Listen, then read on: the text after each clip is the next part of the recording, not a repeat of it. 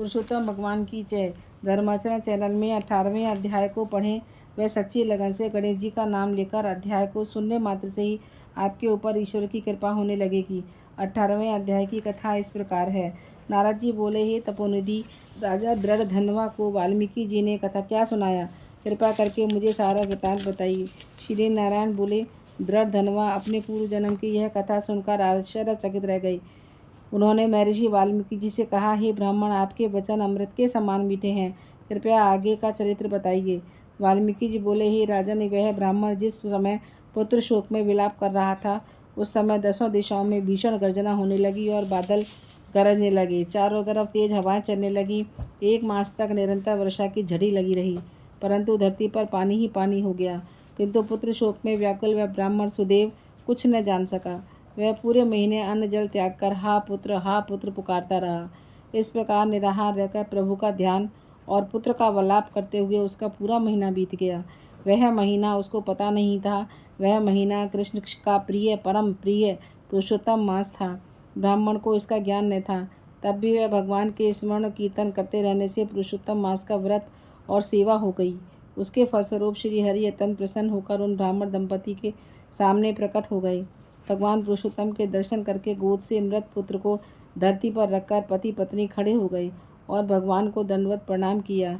भगवान को दंडवत प्रणाम करने के पश्चात कहा, सुदेव ने हाथ जोड़कर भगवान श्री कृष्ण से कहा, हे प्रभु, आप ही हमारा एकमात्र सहारा हो। मैं पुत्र की असमय मृत्यु के कारण जल रहा हूँ। आप मेरी इस शोक से रक्षा कीजिए। ब्राह्मण सुदेव की यह प्रार्थना सुनकर भगवान बोले, हे सुदेव, तुम धन्य हो, परम भाग्यशाली हो। तीनों लोकों में तुम्हारे भाग्य को कहने में कोई समर्थ नहीं है। मैं वरदान देता हूँ कि तुम्हारा पुत्र 12,000 वर्ष तक जीवित रहेगा। इसी प्रकार एक प्राचीन इतिहास है जिसे राजा रघु से ही मार्कंडेय ऋषि ने कहा था। मैं तुम्हें वह इतिहास सुनाता हूँ। नारायण बोले, अत्यंत प्राचीन काल में धरुण नामक एक महान तपस्वी थे। उन्हें संसारी मनुष्यों को पुत्र संबंधी मानसिक दुख से दुखित होते देखा। तब इससे उनका मन बहुत दुखी हो गया। वह सोचने लगे कि मुझे अमर पुत्र लाभ हो। इसलिए उन्होंने 1000 वर्ष तक कठोर तप किया। तो देवताओं ने आकर धनु से कहा, हे मुनीश्वर, हम तुम्हारे तप से प्रसन्न हैं। तुम्हारा कल्याण हो, जो तुम्हें इच्छा हो मांग लो। देवताओं के इस प्रकार के वचन सुनकर महर्षि धनुर्नाम ने कहा, आप मुझे अमर और बुद्धिमान पुत्र दीजिए। ऐसा अभी पृथ्वी पर तो नहीं हो सकता। तब ऋषि ने कहा, निमित्त आयु वाला पुत्र दे दीजिए। देवता बोले, निमित्त किसे कहते हैं? मुनि बोले, यह सामने जो बड़ा पर्वत है, यह जब तक रहेगा मेरा पुत्र भी तब तक जीवित रहेगा। तब देवता ऐसा ही हो यह वरदान देकर स्वर्ग चले गए। देवताओं के वरदान से महर्षि धनुर्नामा ने समय आने पर अत्यंत सुंदर पुत्र प्राप्त किया। वह पुत्र चंद्रमा के समान बड़ा होने लगा। जब वह 16 वर्ष का हो गया तब उसके पिता धनुर्नाम मुनि ने बोले, हे पुत्र, महात्माओं की कभी अवज्ञा न करना और सदैव धर्म का पालन करना। लेकिन वह घमंडवश उन्मुक्त होकर मुनियों को कुछ भी कह देता था। एक बार क्रोधी मुनि महर्षि दुर्वासा विधि पूर्वक शालिग्राम भगवान का पूजन कर रहे थे। उसी समय वह आ पहुंचा और मूर्ति को उठाकर चंचलता से गहरे कुएं में डाल दिया। क्रोधित होकर मुनि ने शाप दिया, किंतु वह न मरा।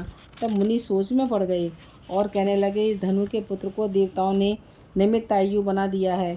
इस प्रकार चिंता करते हुए मुनि लंबी सांस छोड़ने लगे। उस श्वास से अनेकों भैंसें उत्पन्न हो गई। उस पहाड़ में टक्कर मार मार कर उसके टुकड़े टुकड़े कर दिए। पहाड़ के खंड खंड होते ही मुनि धनुर्नाम का वह दुर्दम पुत्र भी मर गया। धनुर्नाम अपने मरे हुए पुत्र को देखकर रोने लगे। उसके शरीर को लेकर अग्नि प्रज्वलित कर पुत्र सहित भस्म हो गए। यह कथा सुनने के पश्चात भगवान श्री कृष्ण ने सुदेव से कहा, हे सुदेव, परंतु बड़ी आयु पाकर भी तुम्हारा पुत्र वैसा नहीं होगा। यह पुत्र तुम्हें गरुड़ ने दिया था। ऐसा पुत्र पाने से तुम इस संसार में प्रशंसनीय होगे।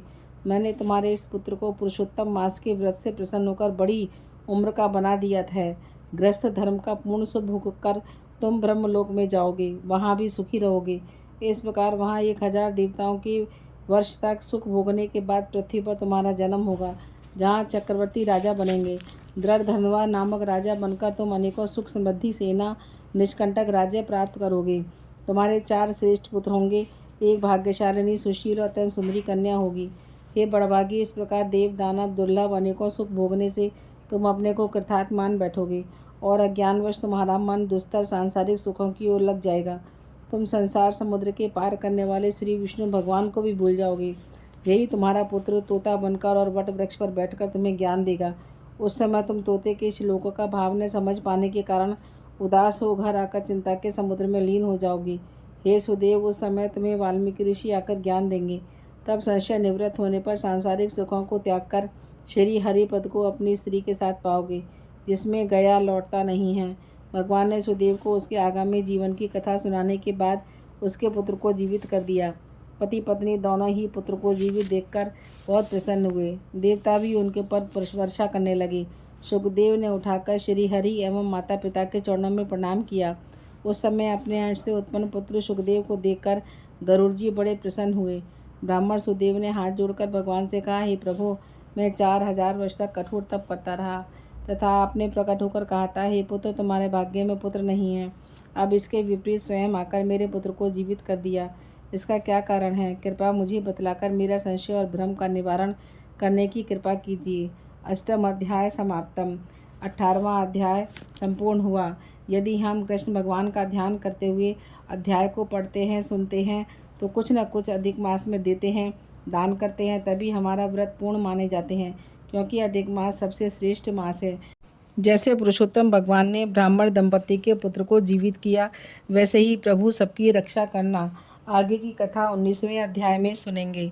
बोलिए पुरुषोत्तम भगवान की जय।